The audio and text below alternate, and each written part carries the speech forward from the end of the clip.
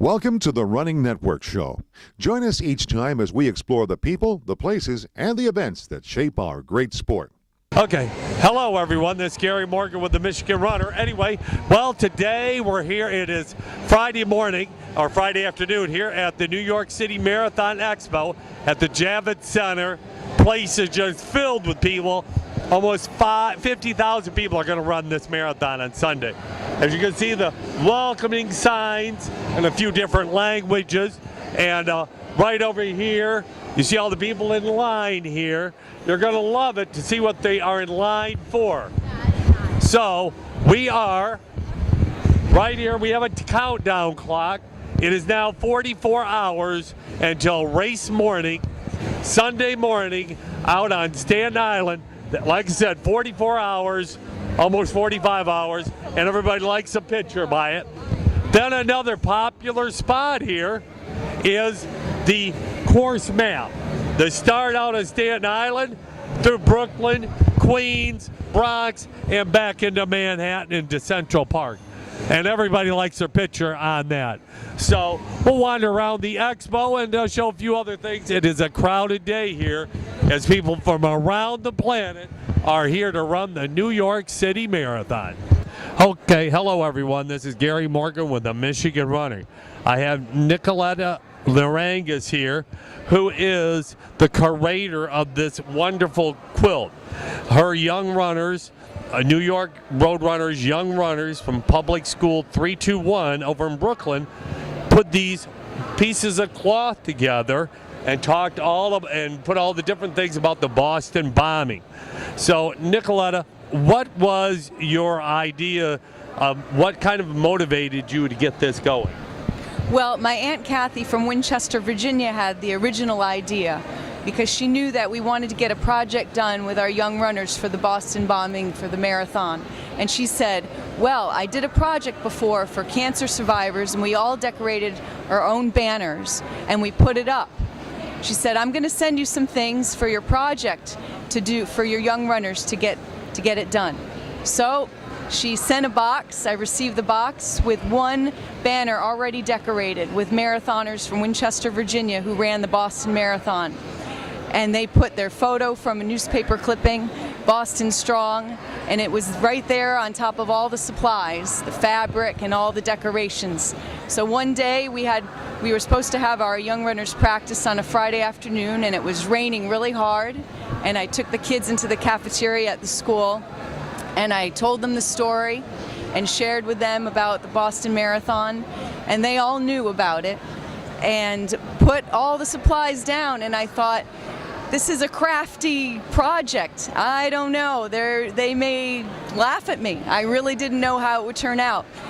Well, they didn't laugh at all. They poured their hearts and souls into it, decorating each one like they never did this before. It was incredible. And now we have this incredible quilt. Well, awesome. Now, after you got it done, and that was what, around May you had this all done? Yes, it was around May. And then you had it sitting in a box all summer, and then you sent it to me, and that was right around the end of September, right? Yes, it was at the end of September that I sent it to you in a box, unfinished, tried to be finished, but it was just not in a good shape. I thought I was going to have to put it back into the closet, and I really didn't know how it would turn out. And I sent it to you, and you got a quilter to do it overnight. And you got a quilter to do it overnight, and it ended up in Chicago. Yep, well, I ended up having this lady put it together in about 2 days, and she was able to do this, put her heart and soul into it, and then I had it displayed in Chicago Marathon at the RCA booth, and I brought it here to New York, and Running USA, which are some friends of mine, let us put it up, and we'd like for this thing to go around the country to some other spots. And I've talked to some people at Boston Marathon Organization that may let us have it, put it up there. So anyway, it's a tribute to the Boston Marathon tragedy, things that happened, but that Boston is strong and we'll come back, and especially to let young people, like anything, never forget that no matter what happens in any part of the country, especially Boston, we won't forget and we will continue going forward. And it was a great thing, and we're looking forward to having this. So anyway, any last words, Nicoletta? Well, I just thank you so much, Gary, for making this all happen, getting it together. And our kids now are so inspired. They're running races almost every weekend, and they're just continuing to say, Boston strong. Just caught up here with Jason Hartman, a two-time fourth-place finisher in Boston, and he is going to run his first New York City Marathon. So, Jason, what are you thinking about going for this big race on Sunday? Well, I was a part of the whole fiasco last year with Hurricane Sandy, so I was here to run and be a part of the experience, but the cancellation, inhibited that. So this year, there's a lot more excitement for me to be a part of the event, and I'm thrilled to be here, and we'll see how it goes on Sunday. How's your training went all summer? It's been good. I can't complain about the workouts I've done. I've been really consistent. It's a roll of the dice come Sunday, but I gotta feel very confident about where I'm at. Now, where do you train at? I train in Boulder, Colorado. Okay, who's your coach? Me. Oh. Yeah. Do you train with anybody else at all? I'm sure there's lots of running partners. Yeah, for sure. I jump in with Brad Hudson's group every once in a while, and so I work with them every once in a while. How long have you been training in Boulder? I've been there on and off since '05. Okay. Yeah. And now, do you plan your own workouts, or does somebody help you out with those? No, I plan everything. Then you do your own track workouts, Yep. everything? Yep. Well, I give you a lot of credit on that. Well, thank you. You're a solitary person that Well, thank you. takes stuff to do that. Well, thank you. It's kind of like a race walker when I used to do it. Yeah. But I still had a coach. Yeah. Only saw him a couple days a week.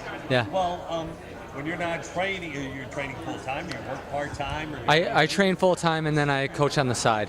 Don't forget to come in Trieste to run on 4th May, because you will see one of the best marathon on the sea in Europe. Europe's Marathon. This is the name of a marathon and half marathon in Trieste.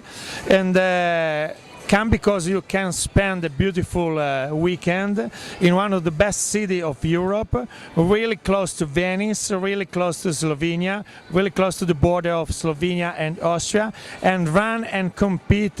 You will see, you will spend one of the best weekend of your life. Part of the marathon weekend is going around New York and seeing all the sights. Well, I am here at the World Trade Center, the new Freedom Tower, which is now 1,476 feet or 1,376 feet. Right behind me is basically completed on the outside. I've been coming here for 12 years since the bombing happened, and pile of rubble to a supersized skyscraper. So it's pretty cool to be down here in lower Manhattan to check out all the new buildings going up.